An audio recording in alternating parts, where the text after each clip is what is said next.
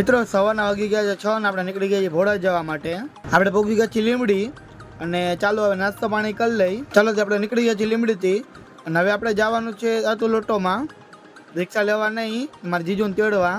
ચાલો મિત્રો તો આપણે આવી ગયા છે અતુલોટોએ। એમાં જીજુ નોકરી કરે છે તો એને તેડવા આવ્યા છીએ, કારણ કે ફરવા જવું છે એટલે। સામે મેન્યુફેક્ચરિંગ થાય છે। આ જો મેળ આવ્યો ને તો આપણે અતુલોટોમાં કઈ રીતે રિક્ષા બને ને એ આપણે બ્લોગ બનાવવા આવશે એક દી। મિત્રો અતુલોટો છે ને એ કંપનીની એક્ઝેક્ટ સામે જ છે મોગલ માતાજીનું મંદિર। તો ચાલો આપણે બધા દર્શન કરતા આવીને તમને બતાવું, મંદિરના દર્શન કરાવું। મિત્રો તો આ છે મોગલ માતાજીનું મંદિર। મિત્રો આ છે બારે ફાઉન્ટેન। કદાચ આ ફાઉન્ટેન બંધ છે કારણ કે પાણી નથી આવતું આમાં। બહાર નીકળતા ચિલ્ડ્રન એરિયા છે।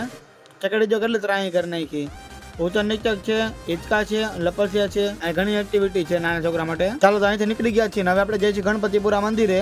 મિત્રો સામે તમે જોઈ શકો છો કંપની, તે પવન ચીકીને પાંખિયા બનાવવાનું કામ કરે છે। ચાલો મિત્રો આપણે ફાઇનલી ભોગી ગયા છીએ ગણપતિપુરા મંદિરે। આ મંદિરે હું કેટલા ટાઈમ પહેલા આવેલો હતો અને ફરી આપણે આવી ગયા છીએ। મિત્રો મંદિરની અંદર અલાઉડ નહોતું વિડીયોગ્રાફીનું, એટલે આપણે બહાર આવી ગયા છીએ દર્શન કરીને। અને અહીં ઊંધા સાથે તમને જોવા મળશે, એ માનતા રાખેલી છે અને કામ થઈ જતા સીધા સાથિયા કરવા આવવાનું છે અહીંયા। મિત્રો તમને બહાર જોવા મળે છે કેળાની વેફર, જે તમારા સામે લાઈવ બનાવવામાં આવે છે। અહીંયા તો જરૂર એકવાર ટેસ્ટ કરજો। મિત્રો તો આ બજાર પણ છે, જે તમે કપડા અને રમકડા ને એવું લઈ શકો છો। A few moments later. મિત્રો હવે આપણે પહોંચી ગયા છીએ મેલડી માતાજીના મંદિરે, જે ઘણું મોટું મંદિર હતું।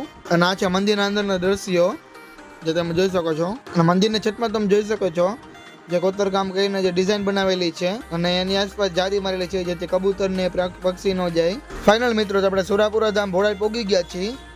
અને આ બાજુ તમે ધજા જોઈ શકો છો એની, અને સામે તમે જોઈ શકો છો દાદાનું સાનિધ્ય। સામે તમે દર્શન કરી શકો છો સુરાપુરા દાદાની।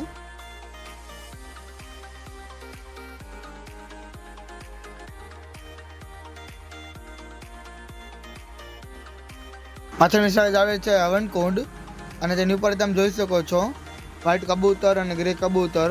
ચાલો મિત્રો તો આપણે પ્રસાદી લઈ લઈ। પ્રસાદી લઈને થોડીક બેઠા તો બાપુ આવી ગયા છે। બાપુ આવ્યા તો ટ્રાફિક કેટલો વધી ગયો, જો બાપુની એક ઝલક માટે માણસો જો ભરાઈ ગયા છે।